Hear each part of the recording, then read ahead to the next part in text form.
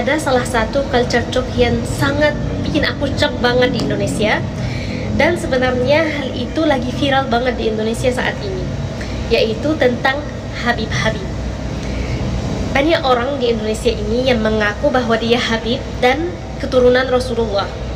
Padahal di negara-negara Arab nggak ada yang seperti itu, nggak ada yang mengaku bahwa dia keturunan Rasulullah, dan nggak ada yang mengaku bahwa dia Habib, karena nggak ada yang tahu bahwa dia keturunan Rasulullah atau enggak. Ya kita semua berharap bahwa kita dari umat Muhammad, keturunan Rasul.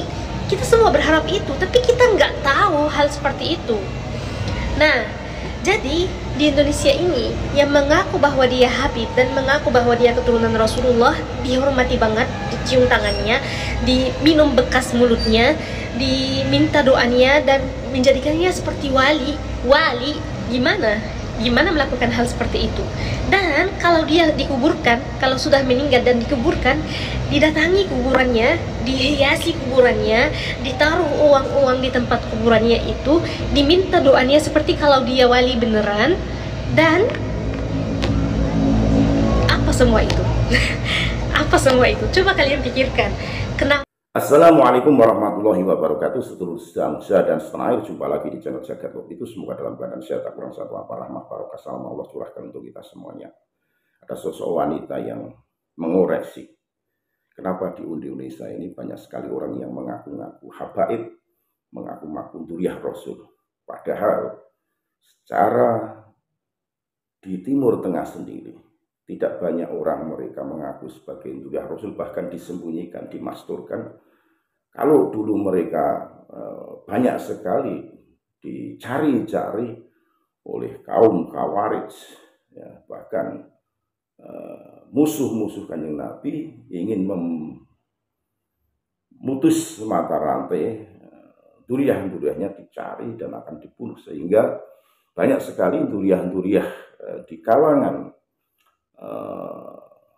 Bani Hasyim menyembunyikan kenasabannya dan tidak serta-merta mengunggulkannya karena takut hal itu terkuak dan justru akan dibunuh. Ini kalau di Timur Tengah, tapi di Indonesia ini marak sekali orang yang mengaku-ngaku habaib, bahkan mengaku duriah Rasul dengan semena-mena, dengan bangganya kesana kemari justru untuk mencari keuntungan pribadi dan menakut-nakuti kalau tidak memberikan apa yang diminta, tidak mendapat syafaat, barokah, bahkan sampai dengan istrinya pun diminta. Nah, ini hal-hal inilah yang saat ini sedang dipermasalahkan. Justru sosok wanita ini yang kenapa di Indonesia marak seperti itu, bahkan di Timur Tengah tidak.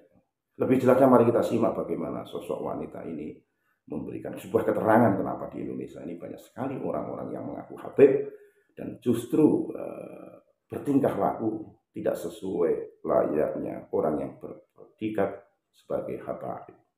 Sekali lagi mohon maaf yang harga mati Nusantara. Assalamualaikum warahmatullahi wabarakatuh.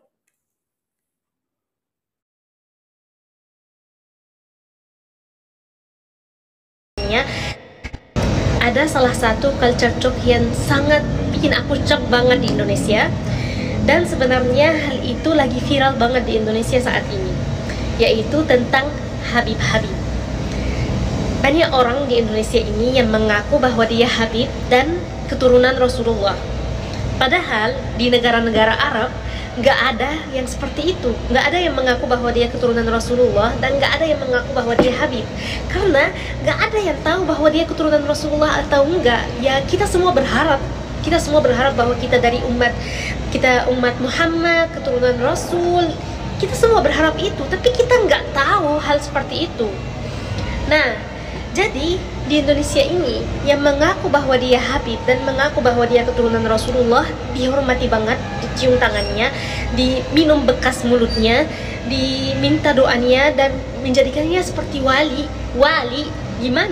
gimana melakukan hal seperti itu. Dan kalau dia dikuburkan, kalau sudah meninggal dan dikuburkan, didatangi kuburannya, dihiasi kuburannya, ditaruh uang-uang di tempat kuburannya itu, diminta doanya seperti kalau dia wali beneran. Dan apa semua itu? Apa semua itu? Coba kalian pikirkan, kenapa kuburan Rasulullah sendiri dijaga banget dan tidak boleh orang yang mendekatinya. Kenapa?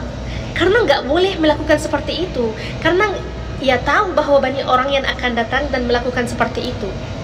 Padahal itu nggak boleh. Nggak boleh ada wali antara kita dan Tuhan. Coba kalian pikirkan kata-kata aku ini. Aku tahu banyak yang akan mau melawan aku, tapi semua kata-kata ini saya pengen banget menyampaikannya kepada saudara-saudaraku di Indonesia.